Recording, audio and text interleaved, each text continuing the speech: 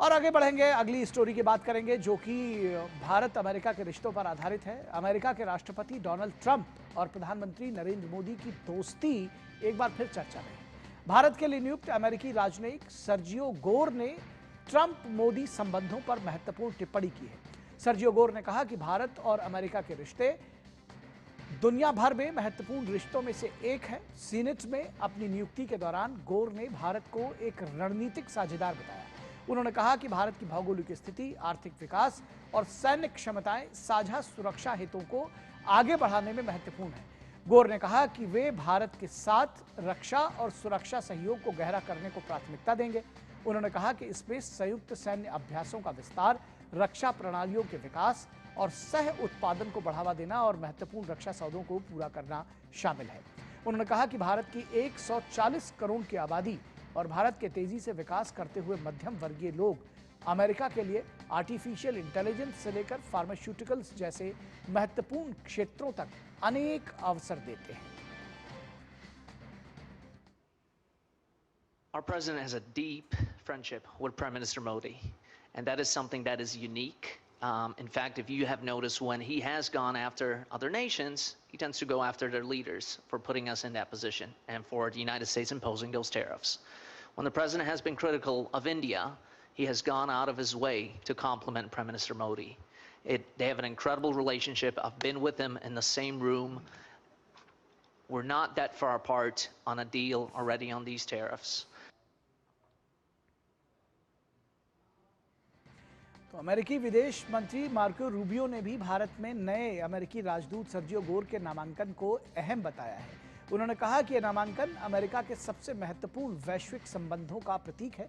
Rubio ने जोर दिया कि 21वीं सदी की कहानी हिंद प्रशांत क्षेत्र में लिखी जाएगी और भारत इसके केंद्र में है।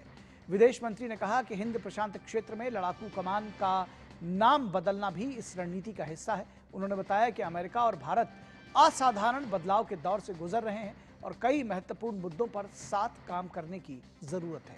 रूबियो ने यह भी कहा कि ऐसे प्रतिनिधि का होना जिसने प्रशासन और ओवल ऑफिस दोनों में जिनकी सीधी पहुंच हो, अमेरिका के लिए बेहद महत्वपूर्ण है।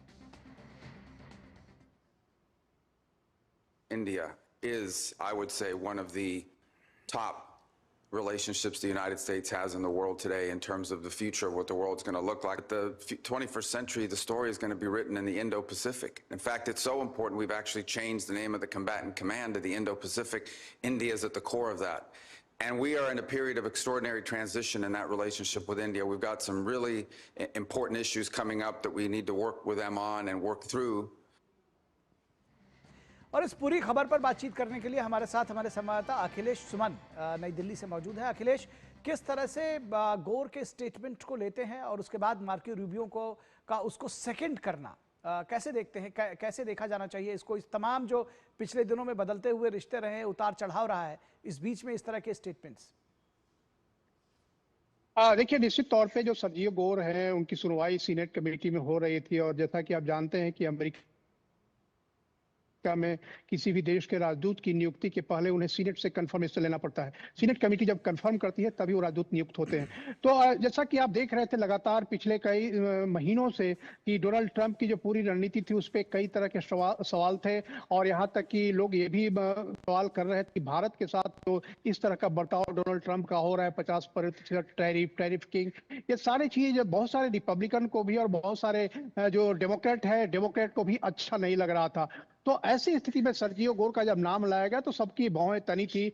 सर्जियो गोर काफी नजदीक है डोनाल्ड ट्रंप के और सर्जियो गोर की जब नियुक्ति की घोषणा हुई तो उन्होंने कहा गया कि भारत के राजदूत तो होंगे ही, वे पूरे दक्षिण एशिया और सेंट्रल एशिया के भी एक स्पेशल एनवॉय होंगे। तो मतलब उनके बड़ी भूमिका देख कर यहाँ भेजा गया था और इसे लेकर लोगों का था कि क्या इरादा है डोनाल्ड ट्रंप का।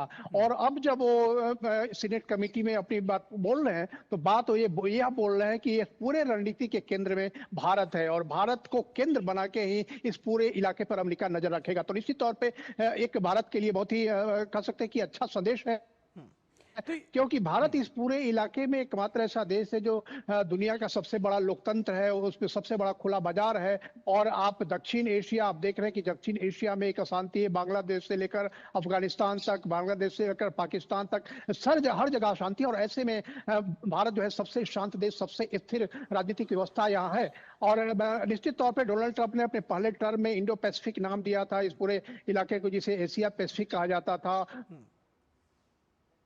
और उसके बाद अपने पैसिफिक कमांड का नाम उन्होंने इंडो पैसिफिक कमांड रखा था। तो इस बात को जाहिर कर रहे हैं, बता रहे हैं सीनेट कमेटी में कि हम जो पुरानी नीति थी भारत के साथ दोस्ती की, भारत के साथ स्ट्रेटेजिक रिलेशन को मजबूत करने की, ये उस नीति पे ही कायम है। ऐसा नहीं है कि हम भारत के साथ रिश्ता खराब करना चाह रहे हैं, बल्कि भारत के साथ हम रिश्ते को मजबूत करने की कोशिश कर रहे हैं। और इसीलिए मार्को रूबियो हो या सर्जियो गोर हो, दोनों इसी तरह का एश्योरिंग स्टेटमेंट दे रहे हैं ताकि कोई विरोध नहीं हो। और निश्चित तौर पे भारत के साथ जो अमेरिका का संबंध है एक दिनों में नहीं बना है, पिछले कई दशकों से भारत और अमेरिका का संबंध बना है, जिसमें कि अमेरिका को भारत की जरूरत उतनी ही है जितनी भारत को अमेरिका की जरूरत है। तो इस लिहाज से मुझे लगता है कि वो अपने सीनेट को समझा पाएंगे और सीनेट उन्हें अप्रूवल देगी। और निश्चित तौर पर अमेरिका और भारत के संबंधों के लिए एक हो सकता है कि एक अच्छी खबर हो, क्योंकि सर्जियो गोर जो है वो डोनाल्ड ट्रंप के काफी करीब है। और इसीलिए मार्को रूबियो ने कहा कि उनकी पहुंच सीधे राष्ट्रपति तक है, उनकी पहुंच सीधे प्रशासन तक है। तो मतलब वो कोई भी बात होगी तो डायरेक्टली वो प्रशासन से बात कर सकते हैं, डायरेक्टली वो डोनाल्ड ट्रंप से बात कर सकते हैं। तो एक कम्युनिकेशन लेवल जो है बहुत ही एनरिच कम्युनिकेशन लेवल होगा। और इस एनरिच कम्युनिकेशन लेवल के चलते इस संबंध, इस नियुक्ति को बहुत महत्वपूर्ण माना जा रहा है। जी बेहद महत्वपूर्ण है नियुक्ति, और इस तरह के जो स्टेटमेंट्स है वो भी बेहद महत्वपूर्ण है और ये दर्शाते हैं कि किस तरह से ये नियुक्ति किन कारणों से कैसे की गई है। और शायद सर्जियो गोर अपना जो मिशन है उसमें लग गए हैं। बहुत शुक्रिया इस तमाम बातचीत और जानकारी के लिए अखिलेश।